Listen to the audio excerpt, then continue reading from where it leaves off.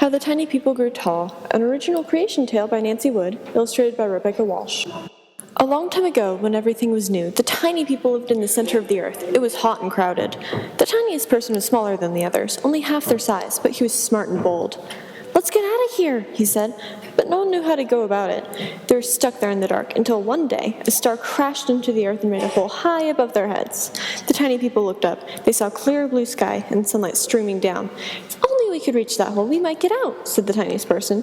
The tiny people stood on one another's shoulders and made a ladder, but they were still a long way from the top. One day, a corn seed dropped through the hole. As the tiny people watched, the seed began to grow. At last, it poked through the hole.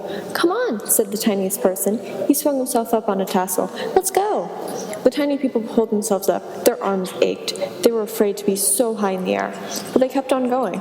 When the tiniest person reached the top, crawled out, and looked around, "It's beautiful," he said, blinking in the sun. When the others saw the huge trees and rocks, they covered their eyes. "We don't like it here," they yelled. "We want to go home."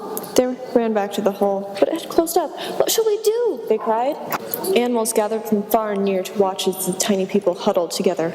"Who are these creatures?" the animals asked one another, never having seen any before. "Perhaps we should trick them," said Coyote.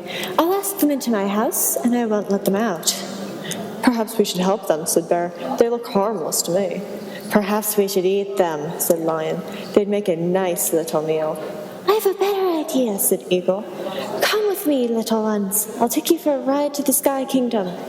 The tiny people didn't want to go, but the tiniest person climbed up on Eagle's leg and snuggled down in his feathers. Finally, the others climbed up too. Eagle flapped his wings and took off.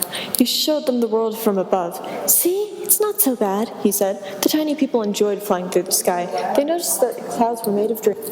When Eagle brought them back, he said, "Learn to rise above the earth like me. You'll see more."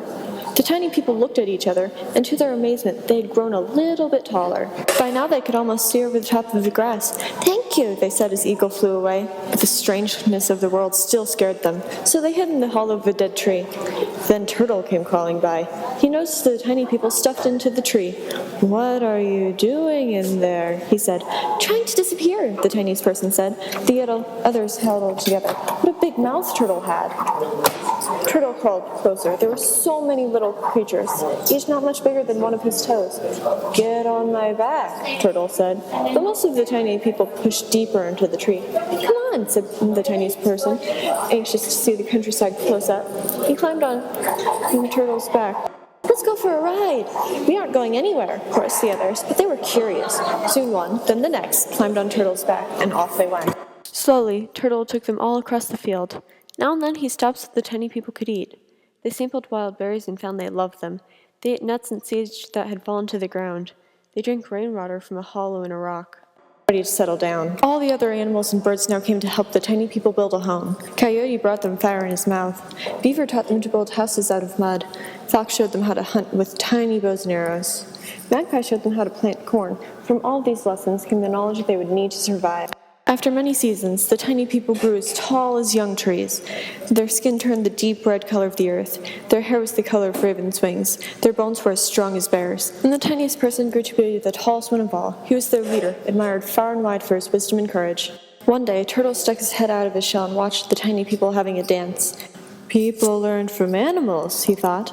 "Sometimes animals even learn from people." He knew that it was true. Story read by Samantha De La Cour in 2015.